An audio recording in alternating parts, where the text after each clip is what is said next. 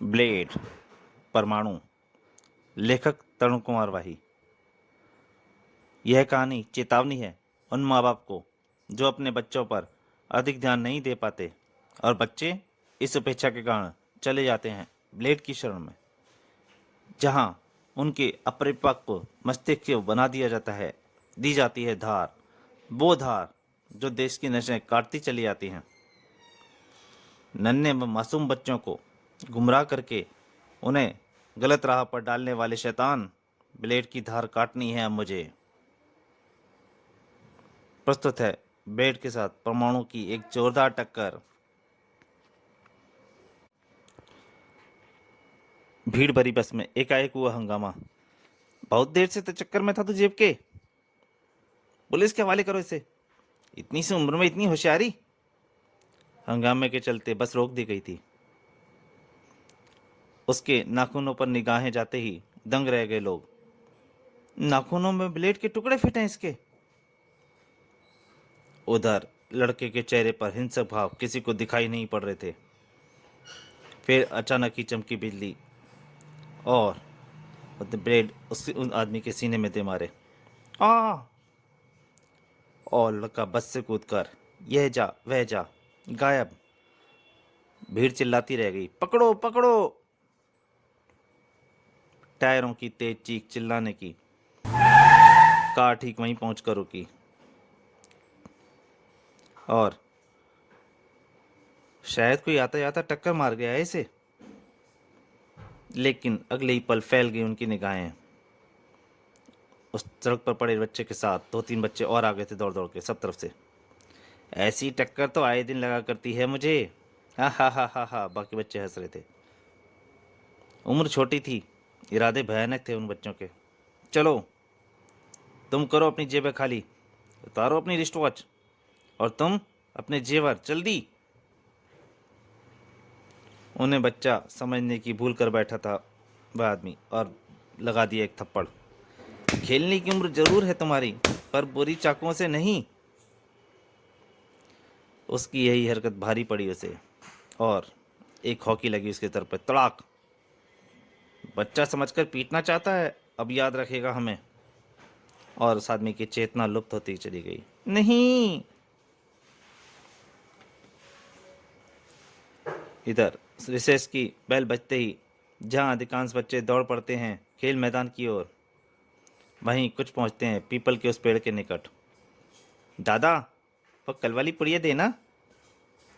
आज तो मैं कल और आज वाली पुड़िया के पैसे भी चुका चुका कर लाया हूँ। वाह, तुझे जरूर मिलेगी पुड़िया। क्यों भाई, तुझे भी तो कल पुड़िया दी थी, पैसे लाया? दादा, वो माँ ने इतने पैसे देने से इनकार कर दिया।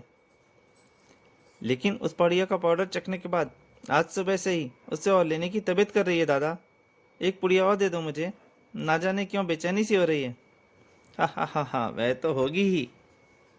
ले ले जा एक पुड़िया और। कल पैसे नहीं लाया तू, फिर नहीं मिलेगा। और हाँ, पैसे ना मिलाए तो माँ के जेवर वेवर चला रही हो, समझा? अच्छा दादा। पुड़िया का यह व्यापार फल फूल रहा था। मासूम बच्चे जकड़े जा रहे थे मौत के इस जाल में, क्योंकि इस पुड़िया में था ब्राउन शुगर स्मैक, यानी मौत। एक तगड़ा सा सैल्यूट झाड़ने के साथ ही सब इंस्पेक्टर विक्रम ने कहा, सर वे दोनों पकड़े गए हैं। Oh very good. और माल? इंस्पेक्टर विनय के चेहरे पर एक अनोखी चमक आ गई थी। हीरे उन दोनों की जब्त कर दिए हैं सर, उन दोनों के पास से। कहाँ है वे दोनों? फिलहाल लॉकअप में है। उछल पड़ा इंस्पेक्टर विनय लॉकअप में उन दोनों बच्चों को देखकर। सब इंस्पेक्टर विक्रम, ये क्या मजाक है? जनाब, यही दोनों तो अभियुक्त हैं, हीरे इन्हीं के पास से जब्त हुए हैं। चींटियां रहने लगी इंस्पेक्टर विनय की कनपटियों पर। उफ, हीरे इनके जरिए सप्लाई किए जाएंगे, यह तो सपने में भी नहीं सोच सकता था मैं। जनाब, इन पर क्या केस लगाऊं? नाबालिग हैं ये, इन्हें बाल सुधार कर भेजने के का अलावा हम कुछ और कर भी नहीं सकते। फिर काफ़ी पूछताछ, डराने धमकाने और पिटाई के बावजूद भी वे कुछ भी अभी कुछ दिन बाद उन्हें बाल उसमें भेज दिया गया, बाल सुधार करे। इधर शहर में ही कहीं कुछ क्रूर घट रहा था। नहीं नहीं, भीख नहीं मांगूंगा मैं। क्या भीख नहीं मांगेगा? नहीं। एक चांटा पड़ा। टांगे चीर दूंगा तेरी, तब तो भीख मांगने के सिवा कुछ नहीं कर पाएगा तू। नहीं। दरिंदा था वो पूरा। बोल, मांगेगा भीख? बोल वरना गर्दन तोड़ दूंगा तेरी। छोड़ दो मुझे, तुम जो कहोगे मैं वही करूंगा। मासूम दिवस बच्चा, और कर भी क्या सकता था। तुम में से ऐसा कोई है जो धंधे पर जाने के लिए तैयार नहीं?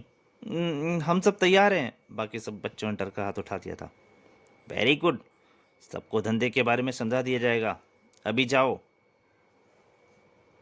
और तब शाबाश मेरे शेर, मान गया तेरे ये नाटक को। क्या डराया है बाकी बच्चों को? उस्ताद, तुमने भी हाथ फुल मस्ती धर दिया था आज। ले, जायश कर, आज तेरी छुट्टी। 100 रुपये, वाह। कैसा नाटक था ये। फिर शिगरी, आओ गोचा, तुम्हारा ही इंतजार कर रहा था मैं। कोड, धंधा कैसा चल रहा है गोजा? ये धंधा तो बढ़िया है ब्लेड।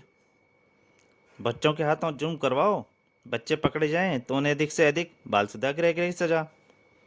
पैसा भी ज़्यादा नहीं देना पड़ता काम का, और सबसे बड़ा फ़ायदा कि बच्चों पर पुलिस इतनी जल्दी शक भी नहीं करती। आज ही 10 बच्चे और नए आए हैं, बस उन्हें धंधे पर भेजना बाकी है।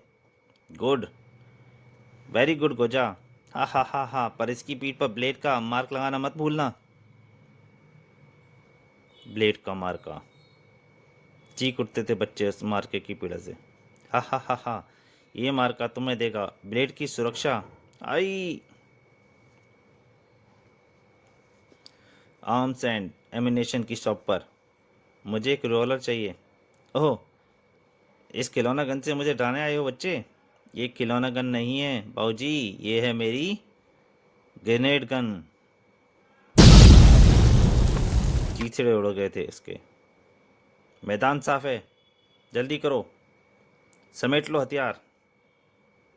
इधर परमाणु तेजी से उड़ा जा रहा था। प्रोफेसर के मैसेज के बाद मुझे घटनास्थल पर पहुंचने के में चाहिए केवल कुछ पल। और घटनास्थल पर पहुंचने के लिए चाहिए मुझे बस कुछ पल। चौंक पड़े थे सभी बच्चों से देखकर। परमाणु, तुम जैसे बदमाशों से निपटने के लिए। डिशुम डिशुम डिशुम डिशुम। आग्नेयास्त्रों की लूट तो वैसे भी कई और अपराधों को जन्म देती है। परमाणु, तुम्हारी मौत मेरे हाथों होगी। उसने फिर से फायर कर दिया। परमाणु का एक घुसा पड़ा। उफ, जिंदगी और मौत ही तो नहीं है हमारे हाथों में। अब तक सब बच्चे समझ लिए थे। एक साथ उनके मुंह से निकला, भागो। हाँ, अब तुम सही सोच रहे हो, नगर गलत समय पर। कुछ देखा परमाणु ने, और इस निशान को देखकर खलबली मच गई थी उसके जहन में। ब्लेड? तब तक वैन में सवार होकर निकल लिए थे लुटेरे। तुम्हें रोकने का एक रास्ता है मेरे पास, और वह रास्ता था ये। परमाणु के नौ से वैन बुरी तरह जकड़ गई और परमाणु ने लेकर उड़ चला। परमाणु के सामने फरार होने का गलत रास्ता चुना है तुमने। उफ, अरे। बहन को एक निर्जन स्थान पर छोड़ दिया परमाणु ने। धड़ाक। परमाणु ने वैन के बेहोश सवारों को बाहर निकाला। इन पांचों की पीठ पर लगा है ये मार्क, ब्लेड।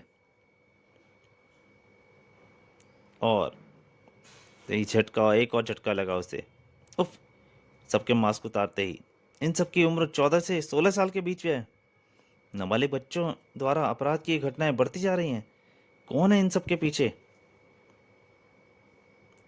हीरों की सप्लाई, हथियारों की चोरी, खून के प्रयास, पॉकेटमारी, राजनी, ये सब कोई सुनिश्चित ढंग से करवा रहा है इन बच्चों से। मगर कौन? अब मुझे पहुंचना है उस तक। इंस्पेक्टर विनय के संरक्षण में उन पांचों को मिला बाल सुधार गृह का विशेष चैम्बर, जहां रखा जाता था बड़े अपराधी बच्चों को। इधर परमाणु सक्रिय हो चुका था। प्रोफेसर, मुझे एक ट्रेन किट की आवश्यकता है। कल प्रातः पुराने किले पर उसका इंतजार करना परमाणु।